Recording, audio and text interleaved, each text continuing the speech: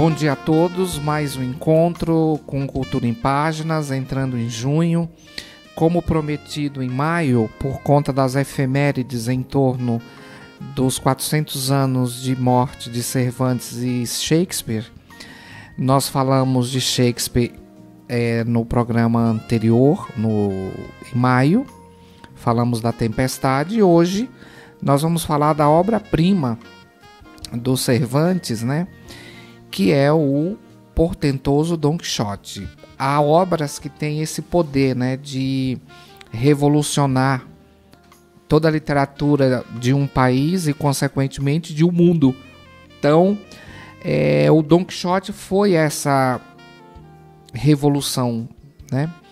Então, nós costumamos dizer que há também determinados escritores que renovam as línguas, né? Então nós temos o Victor Hugo, entre outros, na França, nós temos o Cervantes na Espanha, nós temos o Goethe na Alemanha, nós temos o Eça de Queiroz em Portugal e nós temos o Machado de Assis no Brasil, né? Século XIX. Então esses grandes escritores têm esse grande poder. Acerca do Dom Quixote, nós vamos falar alguns comentários tecidos a respeito da obra. Vamos ler alguns excertos. A minha edição é uma edição de bolso da LPM e eu trouxe essa edição exatamente por ela ser bem acessível, além de fácil de transportar. É barata, é uma edição barata, um preço bem razoável. Vocês encontram no Sebo Centenário ou em outras livrarias. O Dostoiévski diz a respeito de Cervantes o seguinte: jamais será encontrado um texto tão profundo e poderoso quanto este, a maior e definitiva expressão do gênio humano. O Jorge Luiz Borges vai dizer o seguinte: o primeiro romance psicológico da literatura ocidental. A literatura nunca mais foi a mesma depois que um fidalgo espanhol, fã de romances de cavalaria, chamado Quijano, leu demais dessas histórias heróicas e delirante, decidiu sair pelo mundo afora, na companhia do Pangaré Rocinante e de Sancho Pança, seu fiel escudeiro e contraponto, para fazer o bem e salvar donzelas em perigo. Tinha início a história do romance moderno, gênero do qual a obra de Cervantes segue sendo apontada como a expressão máxima. Neste Dom Quixote, livro primeiro, o leitor encontrará o texto publicado com enorme sucesso por Cervantes em 1605, sob o nome de As Aventuras do Engenhoso Fidalgo Dom Quixote de La Mancha. A continuação das aventuras do Cavaleiro da Triste Figura foi publicada por Cervantes em 1615 e pode ser encontrada no volume 401 da coleção LPM Pocket em Dom Quixote, livro segundo, que eu falarei um pouquinho logo mais. Bom, acerca do Miguel de Cervantes, vale a pena acentuar que Miguel de Cervantes Saavedra nasceu em Alcalá, Espanha, em 1547. Lutando contra os turcos, perdeu a mão esquerda na Batalha de Lepanto.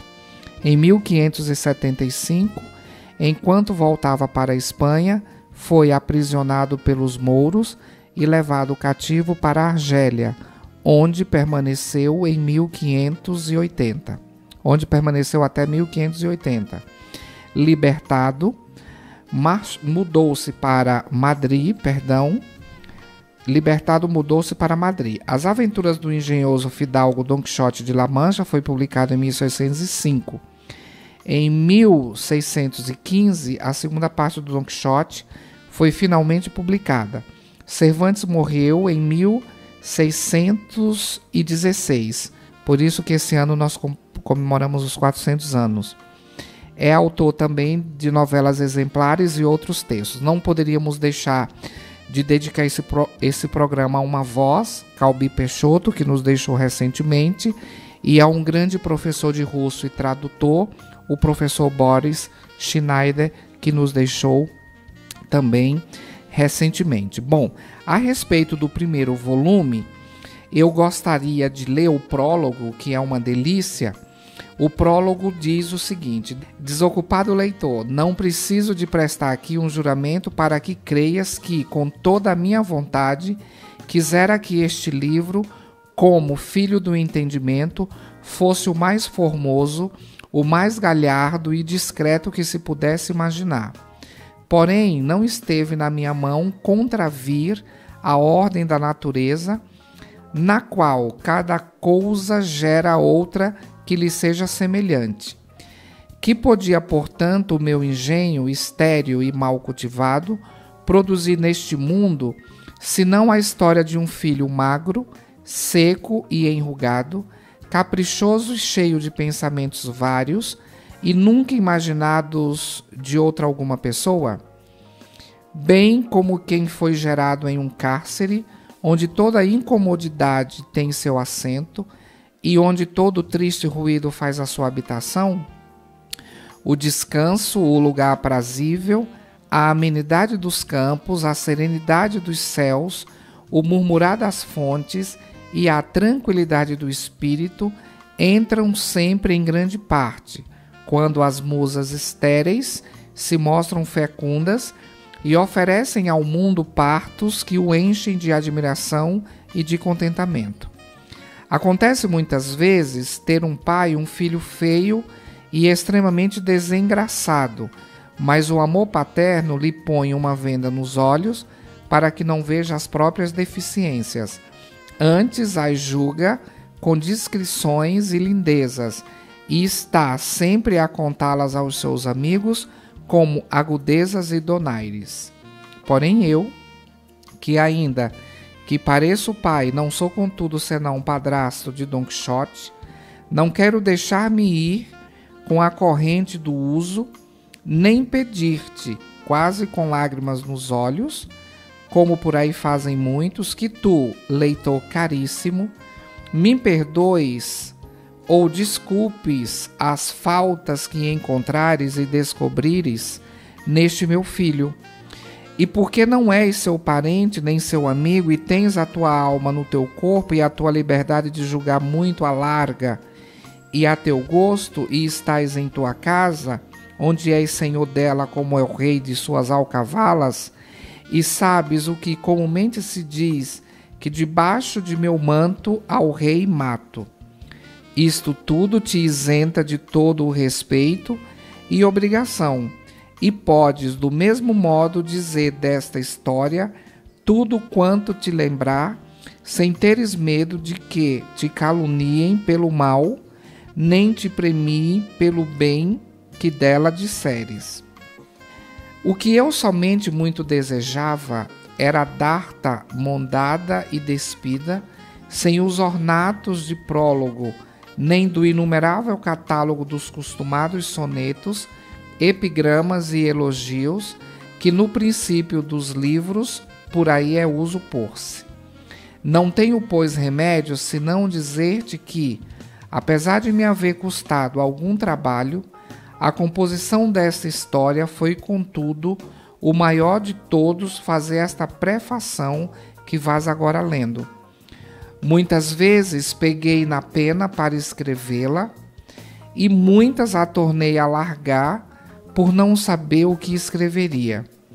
E estando em uma das ditas vezes suspenso com o papel diante de mim, a pena engastada na orelha, o cotovelo sobre a banca e a mão debaixo do queixo, pensando no que diria, entrou por acaso o meu amigo, homem bem entendido e espirituoso, o qual, vendo-me tão imaginativo, me perguntou a causa, e eu, não lhe encobrindo, lhe disse que estava pensando no prólogo que havia de fazer para a história de Don Quixote, e que me via tão atrapalhado e aflito com este empenho, que nem queria fazer tal prólogo, nem dar à luz as façanhas de um tão nobre cavalheiro.